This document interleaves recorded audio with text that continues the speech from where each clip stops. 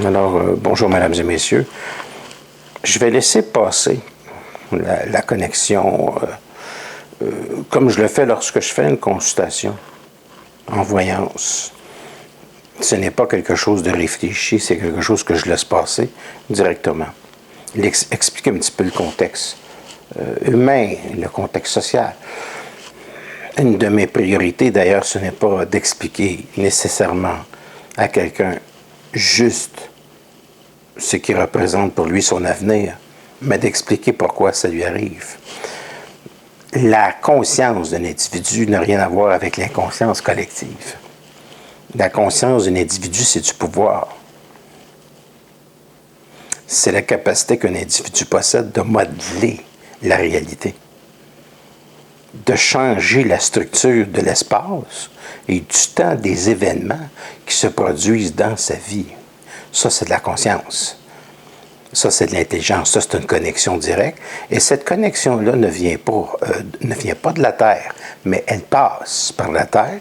Puis les êtres humains sont comme des antennes qui peuvent capter des informations d'une intelligence qui vient de d'autres plans, qui est cosmique, qui est globale dans la structure organisationnelle de l'univers. Et ça permet à l'individu de capter les informations dans l'océan de son infini pour être capable de poser le geste juste. À venir jusqu'à maintenant, les gens posaient des gestes par un conditionnement religieux, par une sorte de sagesse. Mais la sagesse n'est pas quelque chose de suffisant. L'homme, l'être humain sur Terre avant, on lui disait quoi faire. Et aujourd'hui, il sait quoi faire. L'individu qui est dans sa conscience sait quoi faire. Donc, ce qui se produit présentement sur la planète n'est rien d'autre que le résultat d'une inconscience qui est très vaste à l'échelle humaine. Et est-ce qu'une expérience est nécessaire? Bien, l'expérience, elle est nécessaire pour faire passer l'individu à sa conscience. Pour ceux qui sont inconscients, mais ceux qui sont dans leur conscience sont très tranquilles. Je dirais même une sérénité bien avant ces événements, pendant puis après ces événements. L'être qui est conscient est sous la loi d'exception. Il n'est pas concerné par les choses qui se déroulent dans le monde. C'est comme lorsqu'il y a une guerre, des individus habitent ailleurs, en campagne lointaine, comme ça se faisait en France autrefois, et les gens n'étaient pas dérangés par la lourdeur de ce qui se passait dans les grandes cités. Ça ne veut pas dire de quitter les grandes cités, ça veut dire que j'explique les choses à travers une historique qui nous permet de comprendre qu'un individu est toujours à la bonne place, au bon moment, parce que dans sa conscience, il a la capacité. C'est just like a silly putty. La réalité, c'est du silly putty. C'est de la pâte à modeler sur laquelle se déposent nos pensées et que la structure de l'espace et du temps change. C'est la raison pour laquelle il y a des individus qui vivent dans des plans extradimensionnels et qui sont capables, à l'aide de ce que vous appelez des ovnis, d'apparaître et de disparaître. Il s'agit ici de semi-matérialité. Il n'y a pas que le monde de la matière. Le monde de la matière est simplement qu'une densification énergétique des mondes. Mais le monde de la matière est tout simplement représentationnel. Comme l'avait dit Schopenhauer, c'est un monde de représentation, des formes. Mais la forme n'est pas quelque chose qui est statique. Donc, c'est quelque chose qui se modifie au fur et à mesure où l'individu passe à sa conscience. Donc, la capacité de la conscience, c'est une capacité de grandir pour capter les énergies qui vont permettre aux individus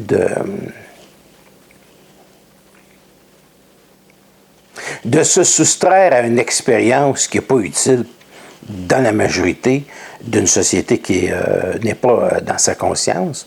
Mais en même temps, c'est parce qu'il vit une très grande sérénité. Donc, c'est une connexion qui lui permet de vivre une paix. Mais la paix autrefois, ou la sérénité autrefois, elle était donnée par la religion comme chose à connaître. Mais nous ne vivons plus dans une sagesse à connaître. Nous vivons maintenant dans l'accès à une information qui permet de savoir. Donc, le monde de savoir est une chose, le monde à connaître est mental. Le monde mental est réductif, il prend la réalité et il le réduit à une zone confortable de son système nerveux. Ce n'est pas de l'intelligence, c'est de l'accommodement raisonnable. La véritable intelligence, c'est une intelligence qui n'appartient pas à l'ego de l'individu, qui n'appartient pas à son émotion, son émotivité, ça appartient à une capacité non réflexive de faire passer l'énergie directement pour accéder aux informations et en plus d'opérer sa puissance d'ajustement de l'espace et du temps dans la réalité pour placer les choses pour le mieux. Et ceci à toutes les secondes que l'individu vit sur Terre. Au début, ça peut être une expérience très exceptionnelle, mais graduellement, on s'habitue à cette puissance qui nous permet de mieux comprendre les choses, de les savoir. Et ensuite, il n'est plus nécessaire de réfléchir, de penser. Les choses passent, c'est tout. Vous êtes placé au bon moment. C'est un peu comme l'individu qui s'arrête à une lumière rouge, une lumière verte, c'est-à-dire qu'il ne sait pas pourquoi. Il voit une voiture passer. Il était peut-être dans la Lune, mais ce qu'il ne sait pas, c'est qu'on le place dans la Lune. Ce n'est pas lui qui a la capacité d'arrêter à la lumière verte. C'est quelque chose qui est une force en lui. Donc, le fou est celui qui a tout perdu sauf la raison. Il raisonne beaucoup et ça fait maintenant 3000 ans qu'on raisonne beaucoup et c'est pas fantastique comme civilisation.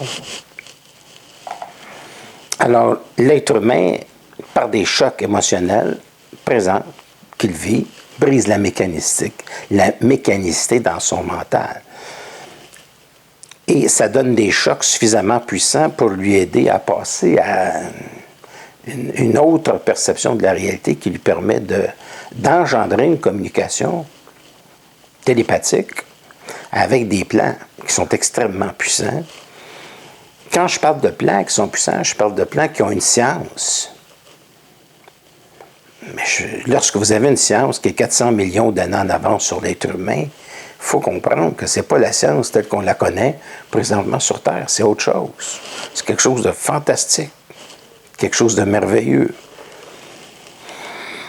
Donc, on accède à ça pour certains individus, puis d'autres y accéderont plus tard. On ne peut pas arriver dans une civilisation et dire « il faut que tu comprennes ». Les gens comprennent dans leur temps. Les gens ne comprennent pas dans le temps de ce que nous désirons. Les gens comprennent dans le temps de ce qu'ils peuvent absorber au niveau émotionnel. Et c'est tout à fait normal. Ça fait partie de la transformation du corps astral de l'individu, de ce qu'on appelle l'âme, pour pas qu'il soit en crise continuelle. Fait que l'évolution se fait sur une échelle lente. Ça ne fait pas sur une échelle qui répète. C'est une échelle qui est très lente. Et à un moment donné, lorsque l'individu fait l'acquisition de cette connaissance, il peut l'utiliser. Et ça devient pour lui une réalité qui est facile à comprendre, qui est extraordinaire. Je connais des gens qui vivent ces choses et qui ont une vie très exceptionnelle. Donc l'individu va comprendre qu'il n'est pas sur Terre pour souffrir, mais qu'il est sur Terre pour créer, pour inventer, s'inventer, et qu'il n'y a plus de mur. Il pousse littéralement les limites de ses perceptions pour accéder à des réalités qui sont représentées dans le monde matériel avec une... Et parce qu'ils sont représentés dans le monde matériel, c'est une vie qui devient extrêmement facile à tous les plans de sa vie. Tous les plans de sa vie sont extrêmement faciles, extrêmement simples. Donc l'être humain va grandir à ce niveau, va grandir au niveau de son intelligence. L'être humain inconscient présentement sur Terre subit une très grande violence psychologique. Mais pour quelqu'un qui est dans sa conscience, c'est rien du tout. Parce que l'homme qui est dans sa conscience connaît les plans qui sont en arrière, ce qui dirige. La mémoire akashique de la Terre, c'est pas juste Gaïa.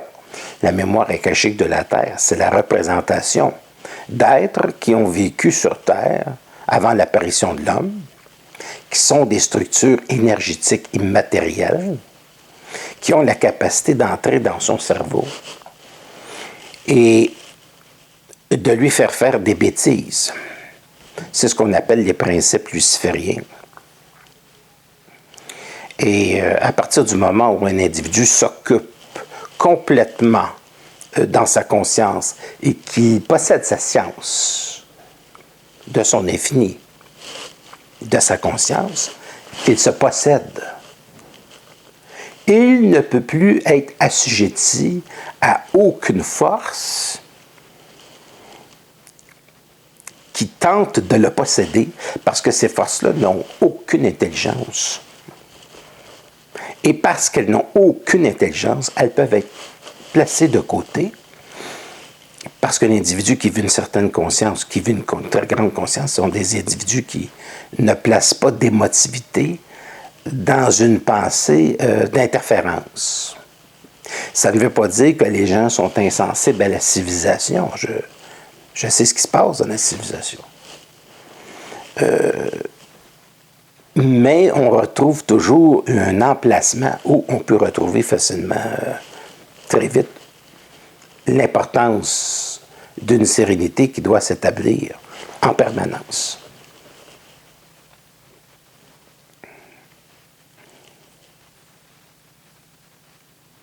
Je sais que plusieurs d'entre vous aimeraient peut-être me poser éventuellement des questions. Je vais diffuser sur YouTube et si vous voulez poser les questions, je répondrai peut-être par une autre vidéo. Moi, je suis extrêmement spontané. Je suis libre de mon temps. Je suis libre de tout. J'essaie de voir un peu qu'est-ce que ça dit.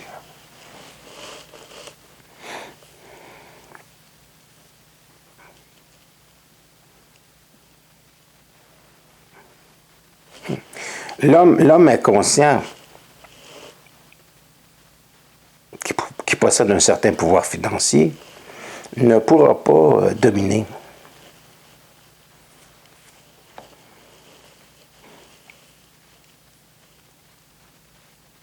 Parce que c'est quelque chose qui est maintenant interdit par des plans qui sont extrêmement avancés, qui peuvent aider l'homme, qui peuvent aider l'être humain sur Terre. Mais en ce moment, c'est normal que l'être humain vive une hystérie collective. Une hystérie collective qui était déjà là depuis assez longtemps et qui peut être attisée par les médias dans le but de contrôler une population. Mais ce genre d'approche ne peut plus passer, ne peut plus être utilisé contre l'être humain. Ça peut être tenté, mais ça ne peut plus être utilisé contre l'être humain. Parce que l'être humain, présentement, est en 2021. 2021, l'être humain commence à être assez sensible au plan de conscience supérieure. C'est-à-dire que la connexion, elle est établie pour tout le monde. Mais le monde n'utilise pas la connexion générale parce que ça le placerait dans une situation qu'il ne pourrait pas comprendre. Donc, pour les gens qui vivent dans leur famille, de vivre ce qu'on appelle des phénomènes paranormaux, le développement de la conscience, il aurait beaucoup de difficultés à communiquer cette chose et ça l'isolerait totalement. Alors, ce serait difficile pour lui, puis pour sa famille, pour les gens qui s'entourent, et c'est la raison pour laquelle les choses se font extrêmement progressivement. Ça se fait. Mais, Toutefois, présentement, l'être humain sur Terre a cette connexion. Donc, il peut y avoir accès au niveau intuitif. L'intuition de l'individu est toujours les racines de merveilleuses fleurs qu'on appelle de la créativité. Et le parfum de cette créativité est extraordinaire. Le parfum, c'est quelque chose qui porte d'autres êtres humains, qui met en vibration d'autres êtres humains pour passer à une conscience et à une connexion qui est totalement différente de ce qui a été vécu sur Terre présentement. Il y aura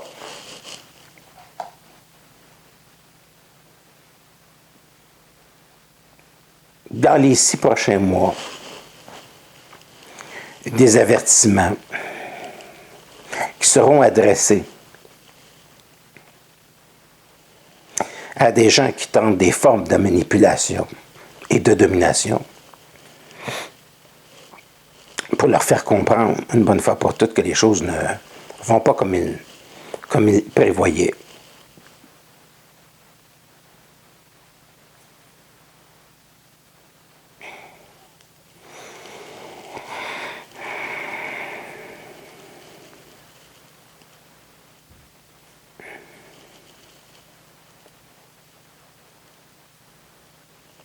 Les phénomènes vont se présenter sous forme électrique.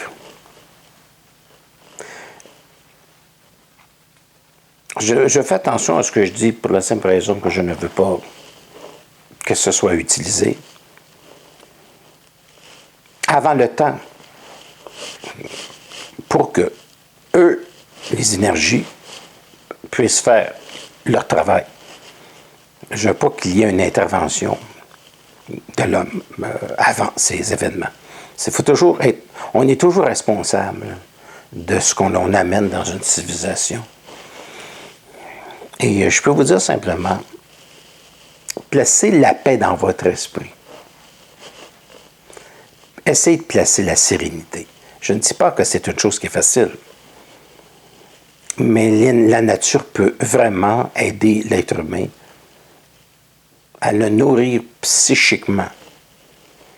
Et ça lui permet d'avoir une créativité qui est très exceptionnelle pour être capable de se soustraire matériellement d'une expérience qui est pénible.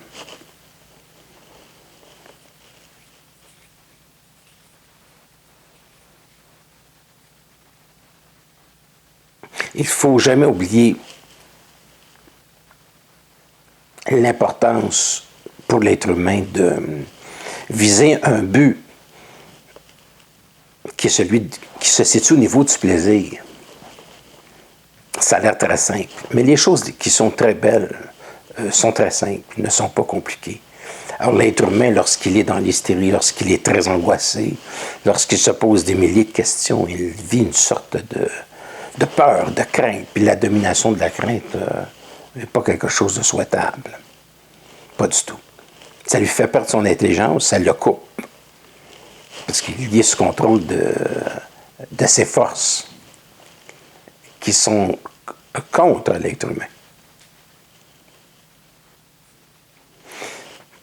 C'est un grand plaisir.